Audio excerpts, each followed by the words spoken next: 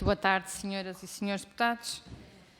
Em nome deste Grupo de Trabalho da Comissão de Saúde, cumprimentar a Associação Nacional dos Médicos de Saúde Pública, que temos aqui nesta reunião, que nos pede uma audiência sobre as alterações que se estão a desenhar na área da saúde pública em Portugal, e nós desde já agradecemos este pedido de audiência e é com muito gosto que os recebemos cá na Comissão de Saúde, neste Grupo de Trabalho. E queria cumprimentar o Dr. Gustavo Tato Borges, Presidente da Direção, a doutora Ana Beatriz Nunes, Vice-Presidente, que não está presente, a doutora Joana Moreno, Secretária-Geral da Direção, o Dr. Rafael Vasconcelos, Suplente da Direção. Nós temos aqui presente connosco a senhora deputada Irene Costa, do Grupo Parlamentar do Partido Socialista, a senhora deputada Berta Nunes, do Grupo Parlamentar do Partido Socialista, e a senhora deputada Inês Barroso, do Grupo Parlamentar do PST. Temos alguns senhores deputados ausentes porque estão a decorrer outras audições ao mesmo tempo e, portanto, apresentaram as suas desculpas, mas que acompanharão via remota esta audição. Só para explicar que, em termos de grelha, nós temos 10 minutos iniciais para a entidade, 5 minutos a cada grupo parlamentar para usar da palavra, colocar algumas questões que entendam pertinentes e depois voltamos a dar 10 minutos para as respostas ou para algo que queiram acrescentar. Portanto, eu passava desde já a palavra ao Dr. Gustavo Tato Borges, até 5 minutos, por favor, tenha à vontade. Muito obrigado, Sra. Vice-Presidente da Comissão Parlamentar da Saúde, doutora Susana Costa.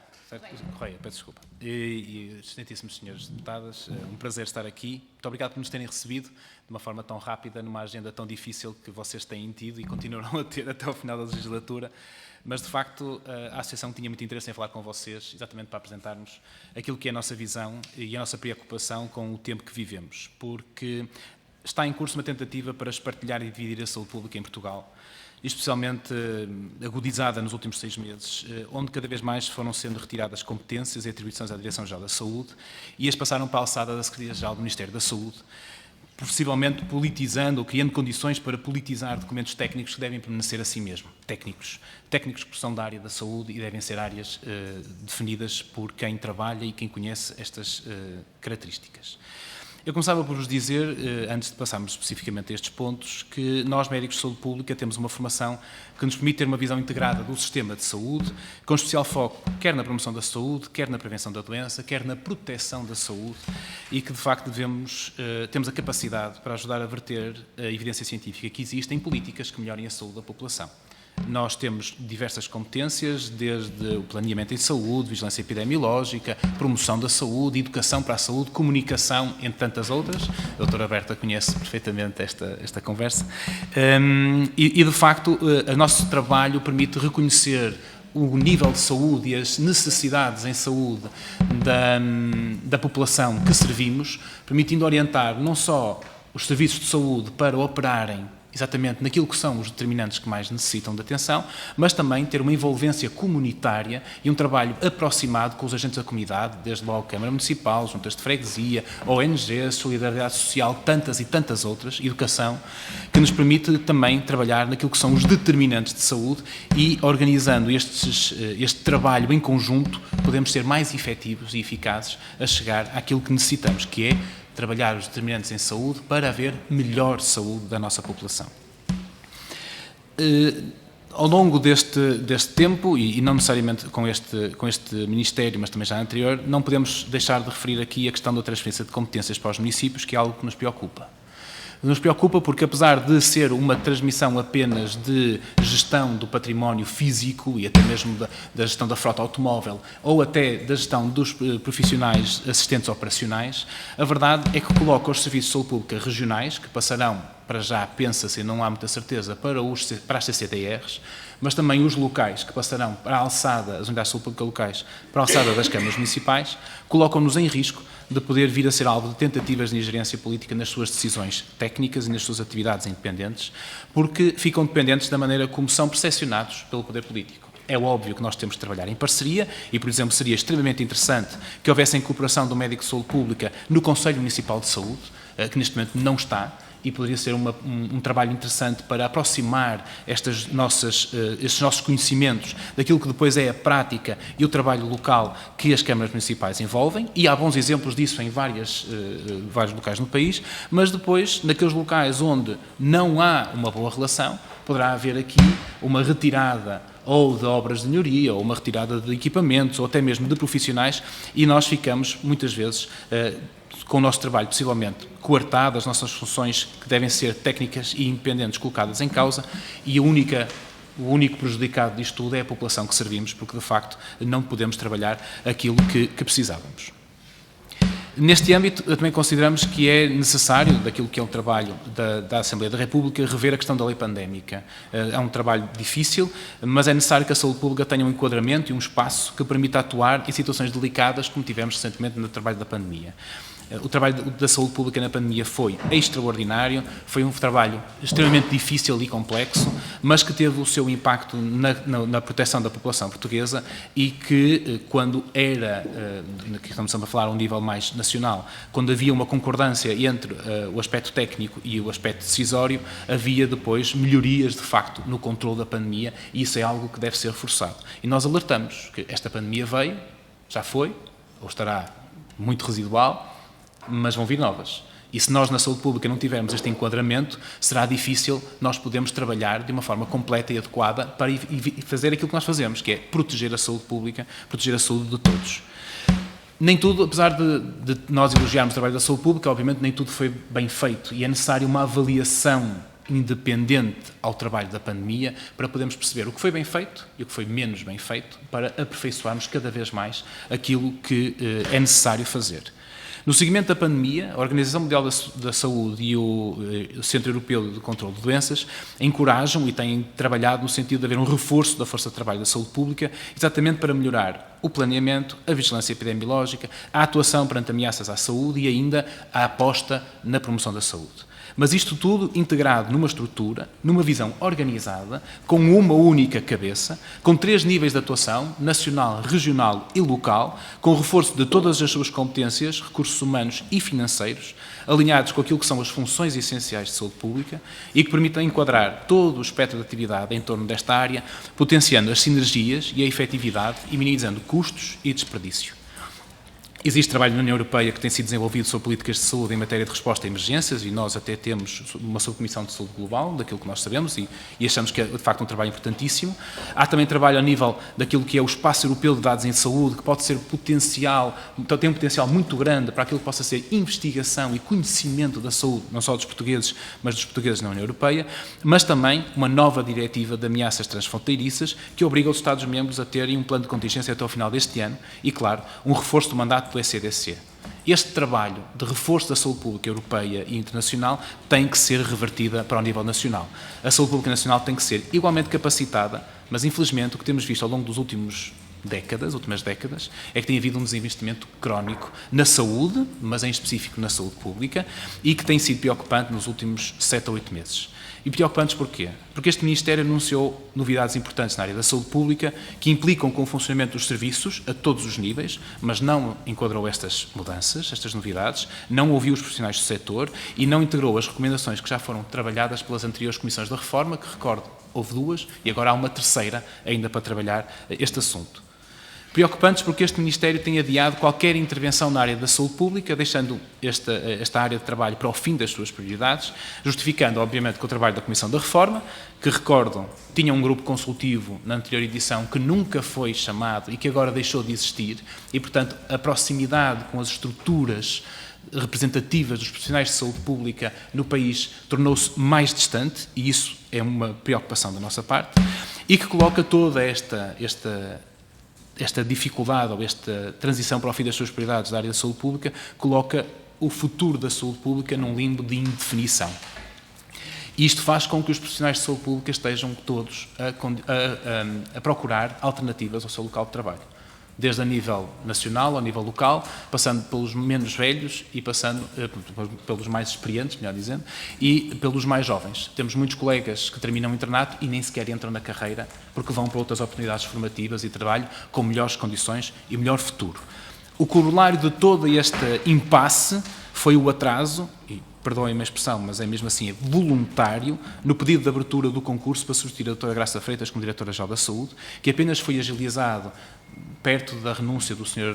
Dr. Rui Portugal como subdiretor e que depois levou a que este concurso até fosse aberto com caráter de urgência, sem sequer haver a possibilidade de audiência de interessados, num claro sinal de que se tivesse sido aberto quando a doutora Graça Freitas disse que pretendia não ser renovada a sua comissão, poderíamos ter tido um processo transitório muito mais suave e muito mais adequado àquilo que teria sido necessário.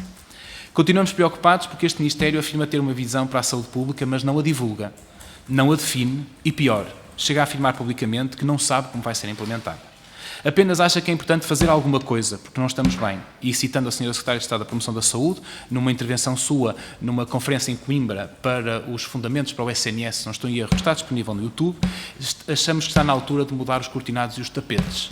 Como se a reestruturação e o fortalecimento da saúde pública fosse uma questão de cosmética e de acessórios. Não é. É uma questão estrutural para a saúde pública, mas acima de tudo para o SNS e para a saúde dos portugueses, que necessita de uma reflexão cabal, de um sentido e não de intervenções baseadas em opiniões pessoais ou fundamentadas em atividades académicas que não refletem toda a área de atuação da saúde pública. Precisamos de ouvir os profissionais do terreno e, infelizmente, está a ser dada mais voz a quem não conhece os problemas locais. Portugal tem uma estrutura bem definida de saúde pública, reconhecida internacionalmente, que até recentemente, com a visita da Sra. Diretora-Geral do ECDC, foi elogiada e que é coadjuvada pelo poder da Autoridade de Saúde, que permite a aplicação de medidas necessárias à proteção da saúde da população, potenciando uma resposta atempada e eficaz, como em parte também se viu durante a pandemia, que é apenas um exemplo. Uma reforma da saúde pública é fundamental, não nos levem a mal, nós concordamos perfeitamente nisto, mas na nossa opinião o seu objetivo deve ser a capacitação dos serviços, melhorando a sua capacidade de resposta, dotando de recursos e financiamento adequados, algo que hoje em dia não se observa, e não apenas criando estruturas paralelas e redundantes, como agências de promoção da saúde ou outras estruturas que possam ser até independentes da DGS e apenas alocadas ao Ministério da Saúde. A promoção da saúde e outras áreas têm que estar integradas, olhando para aquilo que o planeamento em saúde nos diz, aquilo que a vigilância epidemiológica nos alerta e implementada a um nível nacional, regional e local, através daqueles que mais competências têm para este trabalho e que têm mais conhecimento e parcerias com os agentes da comunidade, que são efetivamente os serviços de saúde pública e, no caso local, as unidades de saúde pública. Experiências com criação de entidades paralelas ou redundantes na saúde, já tivemos. Todos nos recordamos do Alto Comissariado para a Saúde, que retirou competências da DGS, trabalhou durante um tempo sozinho e depois percebeu-se que não fazia sentido, devia estar reintegrada na DGS e foi reintegrado. Criar uma agência nova outra vez é repetir este processo e perdermos todos os ensinamentos que já tivemos relativamente a este assunto. Os serviços de saúde pública locais e regionais, que são os braços executores da saúde pública em Portugal, têm, até à atualidade, zero financiamento e zero autonomia para desenhar e implementar projetos e programas que possam ter mais impacto na saúde da população que servem. Para agravar a situação, os serviços regionais e nacionais, no caso os Departamentos de Saúde Pública e a DGS, têm recursos reduzidos, muitos profissionais estão apenas em part-time, porque as próprias condições financeiras para que trabalhem exclusivamente para estas instituições não são suficientes. O salário base para um profissional que trabalha a nível local, no Departamento ou na DGS, é o mesmo. E, de facto, os níveis regionais e nacional deveriam ser níveis de excelência, onde só estarão aqueles que, de facto, têm melhores competências e, para isso, tem que ser criada uma diferenciação positiva para estas instituições. Assim, a ANMSP defende uma DGS mais forte, mais robusta, capacitada na sua competência e reforçada nos seus recursos humanos e financeiros. Defende que os serviços de saúde pública regionais e locais tenham financiamento próprio, vejam as suas competências valorizadas e utilizadas em toda a sua potencialidade, retirando de forma definitiva atividades que não são do seu espectro de ação, como as juntas médicas de avaliação de incapacidade, que devem ser alocadas ao Ministério da Segurança Social, porque são eles que dão esses benefícios associados ao atestado multiusos, ou até mesmo as cartas de condução, que podem ir para os campos, que apenas aguardam uma portaria para poder funcionar, ou para uma outra estrutura que considerem interessante. E, portanto, apelamos à Comissão Parlamentar da Saúde, que exorte o Governo e que o encaminhe a ouvir os profissionais do setor e a organizar uma reforma que potencie a saúde pública portuguesa, que não a divida, não a espartilhe, não a disperse e não a torne incapaz de atuar. Muito obrigado pelo vosso tempo. Muito obrigada, Sr. Presidente. Dr. Gustavo Tato Borges. Eu vou passar a palavra ao Grupo Parlamentar do Partido Socialista, a Sra. Deputada Irene Costa, que vai partilhar com a Sra. Deputada Berta Nunes. Eu peço, por favor, que se organizem dentro dos 5 minutos. Sim, muito obrigada. Muito obrigada, Sra. Presidente. Cumprimentar os senhores deputados e cumprimentar também os representantes da Associação Nacional dos Médicos de Saúde Pública, Dr. Gustavo Borges, Dra. Joana Moreno, Dr. Rafael Vasconcelos, agradecer a vossa presença, agradecer os contributos que nos trazem cá, as dificuldades que sentem, porque todos nós, e com certeza concordará, que temos o mesmo objetivo comum, que é conseguirmos termos para todos os portugueses uma melhor saúde. E relativamente às preocupações que vocês nos manifestaram e que também nos enviaram previamente por e-mail, queria dar aqui 2 notas e depois passar aqui à colega. Dizermos que há, de facto, nós estamos a atravessar uma fase, uma reestruturação dos serviços de saúde e é natural que não acompanhe a velocidade ou os timings que cada especialidade, neste caso que a saúde pública, deseja, mas que estamos no caminho de fazer mudanças e mudanças que sejam muito positivas para os cidadãos e para os portugueses. Aliás, na passada quarta-feira, o Ministro da Saúde dizia isso mesmo numa reunião que teve na DGS, dizia que de facto a Direção-Geral de Saúde tem um papel alienável na organização do sistema de saúde, mas diz também que, obrigada Berta, mas diz também que há um compromisso do Governo em reiterar o reforço da autoridade da saúde e da saúde pública, afirmando que não há sistema de saúde moderno sem uma saúde pública forte.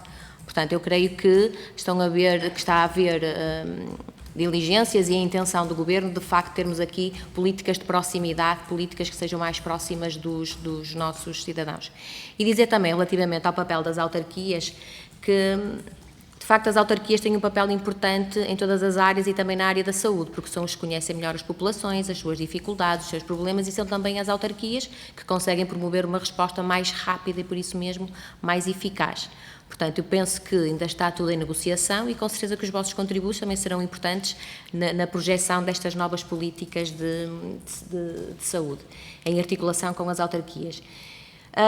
Relativamente aos mecanismos que falou e às ferramentas que vamos falando, eu queria também ouvir a vossa opinião sobre o relatório de avaliação do desempenho e impacto do sistema de saúde, o RADIS, que foi apresentado há pouco tempo, e qual é a vossa opinião sobre esta ferramenta de trabalho e se ela de facto vai permitir uma intervenção sobre a realidade e que possamos melhorar os serviços de saúde. E passava à colega. Muito obrigada. Eu, considerando que a saúde pública é de facto muito importante, mas não tem, na minha perspectiva, cumprido os objetivos ou a sua missão de uma certa maneira, porque penso que temos muitas carências em termos, por um lado, da prevenção e da promoção da saúde e também de trabalhar os determinantes em saúde. Quando se fala em trabalhar os determinantes em saúde, nós estamos a falar de coisas como a habitação, como o acesso aos cuidados de saúde, o acesso à educação, questões de violência familiar, tudo aquilo que pode, no fundo, impactar violência doméstica, que é um problema de saúde pública, tudo aquilo que, no fundo, pode impactar na saúde das pessoas, saúde mental. E a experiência que temos, e eu sou médica de família, como vocês sabem, é que o trabalho dos médicos de saúde pública no terreno estão muito longe de terem impacto nesses determinantes em saúde. Então, quando se diz, e fala-se muito e bem, que as parcerias com as autarquias seriam parcerias importantes, e eu tenho ouvido sempre, em alguns grupos profissionais, sempre um certo receio das autarquias, quando na verdade nós temos as autarquias a trabalhar exatamente e a cumprir algumas das missões que nem são sua competência direta, nomeadamente na área da atividade física, na área do lazer, na área da habitação é uma competência sua, na área mesmo de facilitar o acesso à educação e à saúde. Eu também concordo, e eu penso que o Governo está a fazer isso, que se devem retirar alguns atos burocráticos à saúde, nomeadamente as juntas médicas. Estas juntas médicas de avaliação do grau de incapacidade é uma coisa bastante simples, desde que hajam técnicos formados, também não tem, à partida nem sequer estaríamos em desacordo nessa matéria, e penso que o Governo também estará a fazer um caminho nesse sentido. E outro tipo de dados mais burocráticos e que não acrescentam. Mas o que eu tenho notado, e eu digo agora a nível mesmo da proximidade, é que não tem havido, de facto, essa articulação que também se propõe no próprio Estatuto do Serviço Nacional de Saúde, que é o Sistema Local de Saúde, em que todos os parceiros podem trabalhar para termos todas essas missões cumpridas. Não vejo os médicos de saúde pública e as médicas de saúde pública a terem aí um papel que está, na verdade, também na sua missão. Por isso, qualquer coisa está a falhar. E já agora, só terminando com uma questão, vocês dizem que está a falhar mais meios, mais recursos, será só isso? Por outro lado, também nós percebemos que houve, aliás também eu disse, que houve um grupo anterior com o Conselho Consultivo que trabalhou e apresentou propostas. Essas propostas nós também gostaríamos de ter conhecimento delas, até para perceber quais são de facto as vossas ideias. Também, com este gabinete ministerial, houve a criação de um novo grupo e, aparentemente, por exemplo, tendo em conta até o que foi dito pelo Dr. Mário Jorge, na altura, que eles ameaçaram demitir-se, mas de repente acharam que estavam de facto no bom caminho.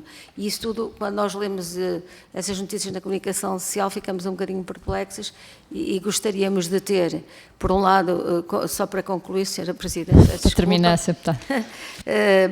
Queríamos ter as vossas propostas no concreto e depois também iremos fazer diligências para perceber o que é que está a acontecer neste momento.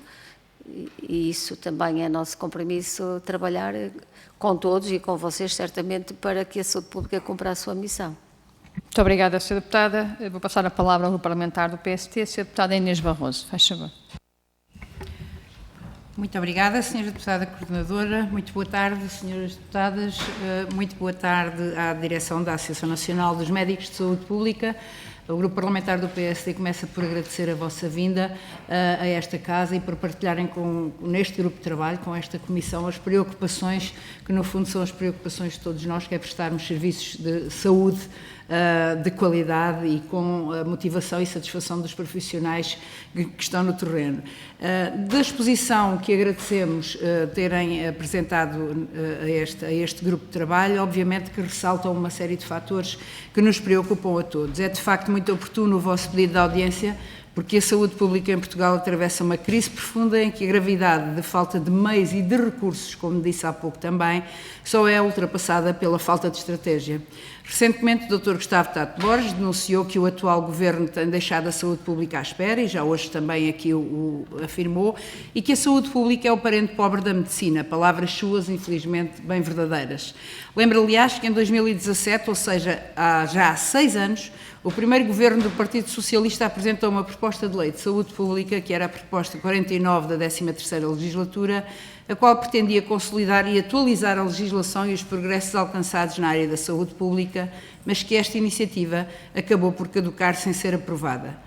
Para esse desfecho, muito contribuiu a falta de inovação de que essa proposta padecia, também a falta de ambição que na mesma se verificava relativamente à reorganização dos serviços de saúde pública em Portugal, não se lhes reconhecendo a importância que poucos anos depois a pandemia do Covid-19 veio evidenciar.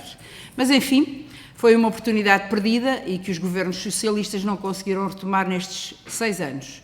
Pergunto se não consideram que seria exigível ao Governo apresentar uma nova proposta de lei que reorganizasse a saúde pública em Portugal e que prepare de uma vez por todas o país para emergências de saúde pública que, como vimos ainda recentemente, podem de facto ser extremamente desafiantes, para não dizer disruptivas da vida nacional.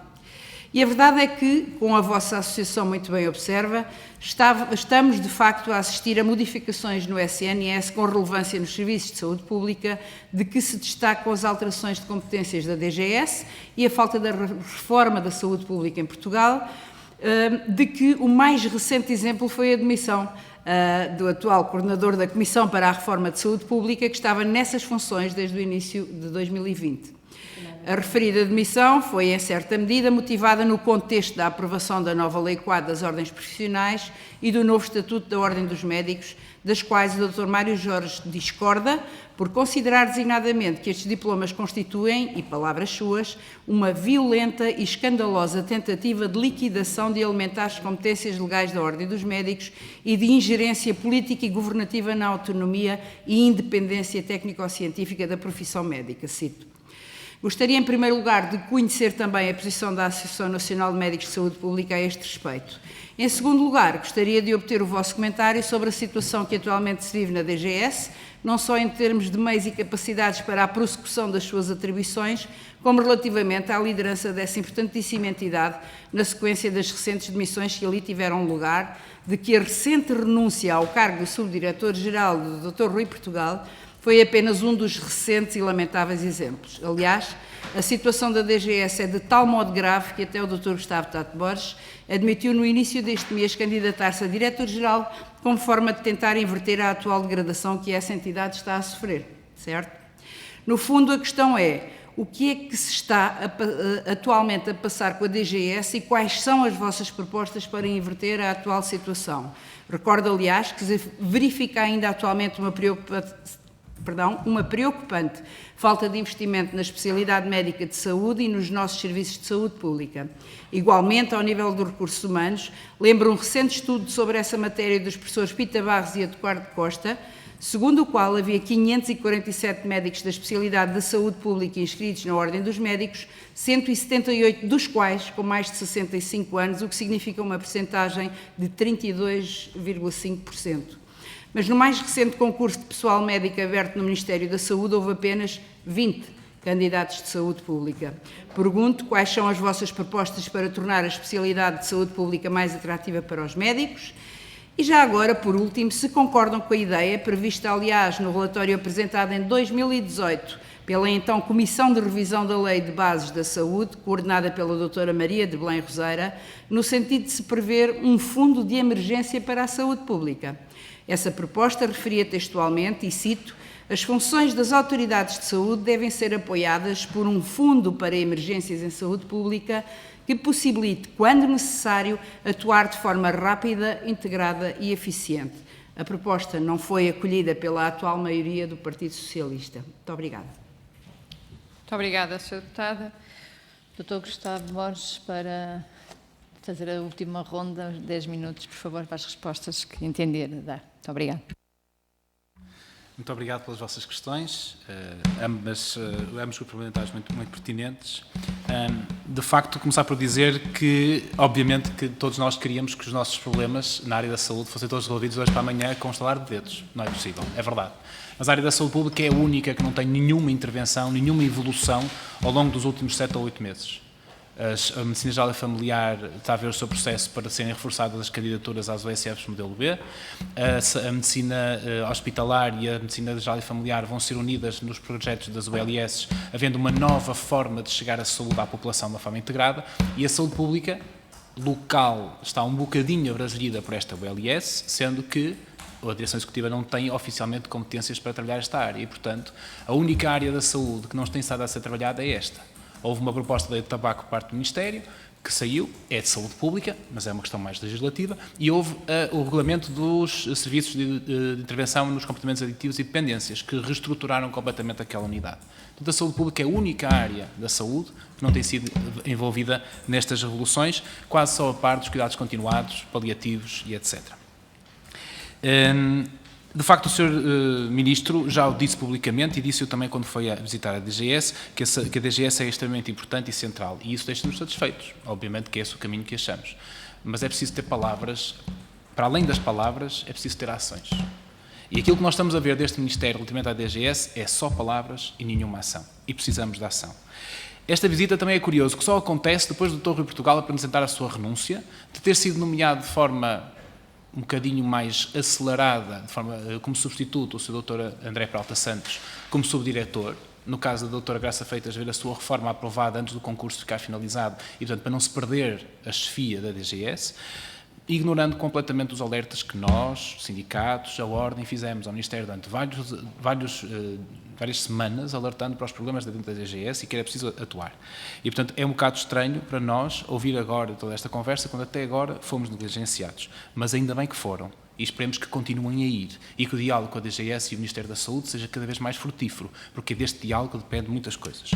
Relativamente à ferramenta rádio, nós achamos que é uma boa ferramenta. Não temos ainda a possibilidade de ver completamente toda a metodologia, mas é uma ferramenta que integra vários dados e nos permite avaliar vários aspectos do Serviço Nacional de Saúde, do sistema de saúde português, e que nos permite perceber não só em que posição de saúde estamos, mas níveis de literacia, comportamentos, etc. E, portanto, pensamos que é uma ferramenta bastante interessante que tem que ser cada vez mais aprofundada. Ouvindo a doutora Berta, eu compreendo o que diz e, de facto, os médicos de saúde pública têm estado longe de ter impacto em muitos dos determinantes de saúde, é verdade. Questionou ser a falta de recursos, ser a falta de financiamento, também, porque, de facto, nós fomos sempre poucos. As nossas equipas também nunca foram aquelas que poderiam ter sido. Há uma ou outra unidade no país que acaba por conseguir cumprir com os rácios que estão previstos na lei de profissionais, médicos, enfermeiros e técnicos de saúde ambiental, mas são poucas, infelizmente. Mas a verdade é que o grande impacto que nós tivemos, ou o grande impedimento que tivemos para ter esse impacto, foram-nos ter sido atribuídas atividades que não são de saúde pública, são atividades assistenciais individuais e que nos impediram de trabalhar, desde logo as juntas médicas e as cartas de condução, que terminaram com a pandemia. E nós agora estamos numa nova fase, que felizmente esperemos que não voltem ao que era atrás, e que nos permite ter um trabalho muito mais próximo com os outros responsáveis da comunidade para intervir nesses determinantes que falou. Porque, de facto, não somos nós que vamos construir habitação, que vamos construir polos desportivos, melhorar o planeamento urbanístico ou a oferta de transportes públicos. Mas podemos ajudar a perceber onde é que há mais ganhos e é esse trabalho que queremos fazer. O médico, antigamente dizia-se que o médico de saúde pública era o médico da retrete e do croquete, que só fazia vistorias aos restaurantes e ver a casa de banho e se a comida está. Fazemos muito mais do que isso. E temos potencial para muito mais do que isso, desde que nos deem os recursos e a oportunidade para trabalhar, que é isso que nós queremos. A ASAI também faz diferente. Nós vamos numa perspectiva positiva, no sentido de ajudar o profissional responsável por aquele estabelecimento a melhorar as condições. A ASAI vai para punir, obviamente que eles vão ter que resolver, mas é mais uma questão punitiva. Mas pronto.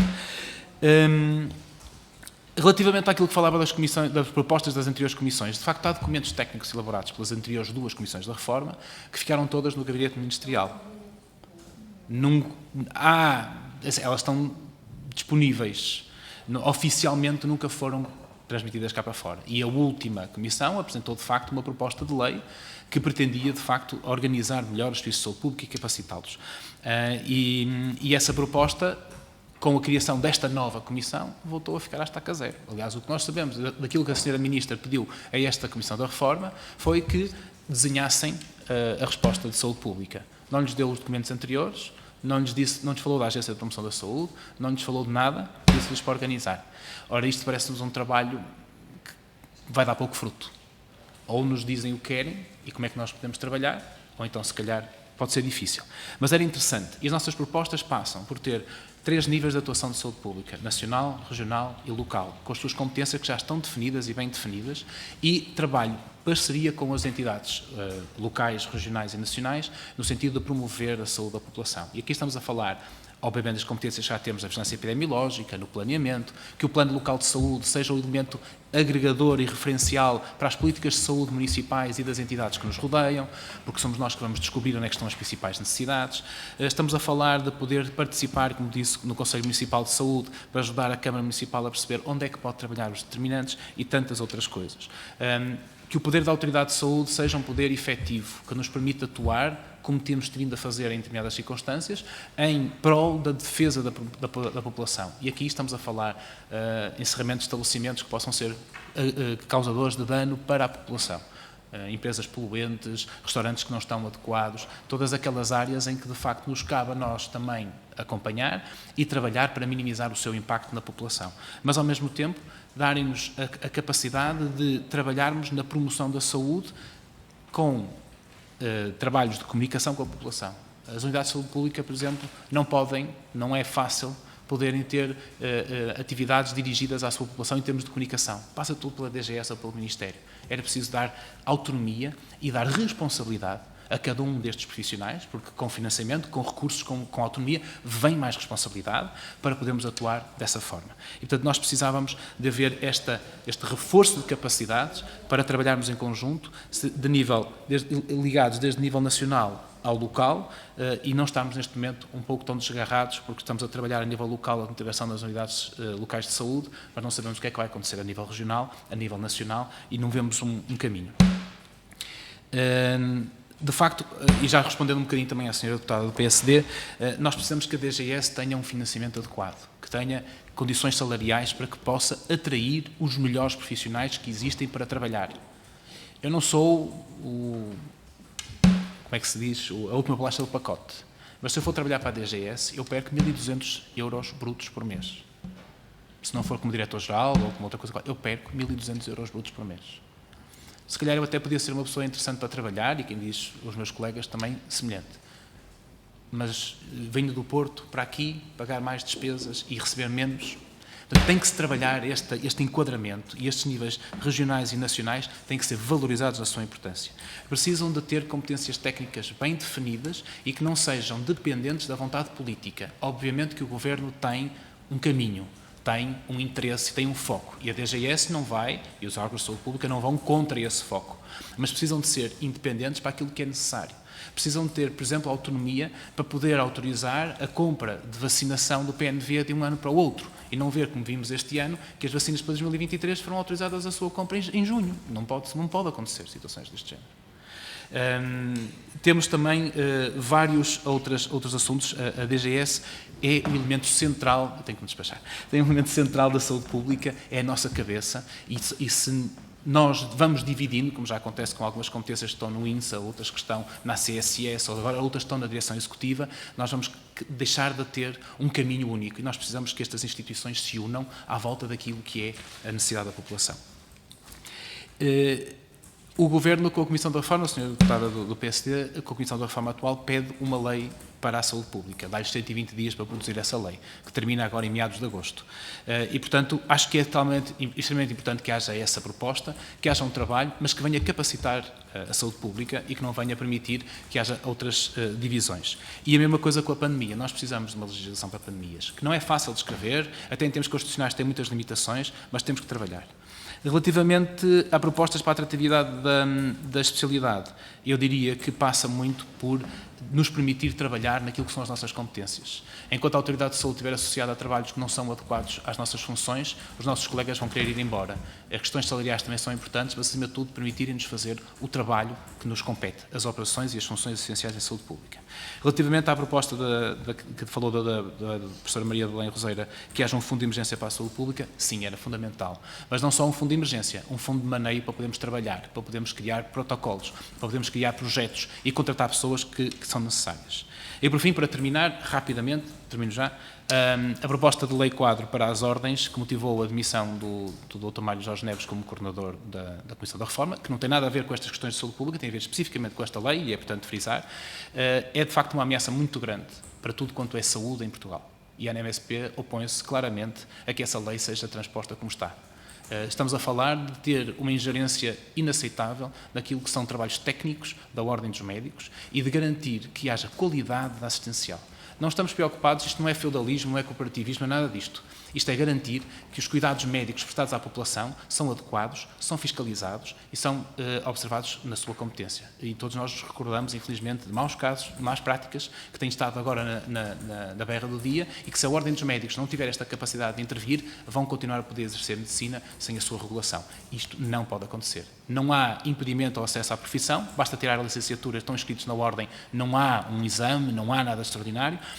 Para fazer livre concorrência entre os diferentes colegas, não existem impedimentos por parte da ordem dos médicos para eu poder abrir um consultório privado e trabalhar. E, portanto, não faz sentido esta análise, este ataque, digamos assim, ou esta intenção de atuar perante as ordens. É importante deixarmos trabalhar. Obviamente que podemos ter, sei lá, um órgão consultivo, onde podemos ter pessoas externas que possam trabalhar, mas que a ordem tenha um núcleo que seja só de médicos, só de profissionais de saúde, que percebam as situações, que possam atuar em concordância, e não faz sentido, por exemplo, que um órgão de supervisão tenha apenas 40% de médicos na ordem dos médicos. Não faz qualquer sentido. 40%. A proposta, certo? Era a mesma coisa que dizer, peço desculpa, que nesta reunião da Comissão só estariam 40% dos vossos membros e estaríamos depois 60% de pessoas que não são da Comissão. Como é que vamos trabalhar? Não pode ser. Pronto, e com esta calma, obrigadíssimo pelo vosso tempo. Muito obrigada, Dr. Gustavo Tato Borges. Aproveitar para também agradecer a presença da doutora Joana Moreno, do Dr. Rafael Vasconcelos, das senhoras deputadas, e da parte do Grupo de Trabalho da Comissão de Saúde dizer-vos que as vossas explicações são muito bem-vindas e as vossas pretensões serão acompanhadas por estes grupos parlamentares e certamente pelos outros que, não podendo estar presentes, vão acompanhar esta audição. O que houver em termos de informação que nos possa fazer chegar aos serviços será distribuído pelos grupos parlamentares e é claro que é muito importante para este trabalho. Muito obrigada. Muito obrigada.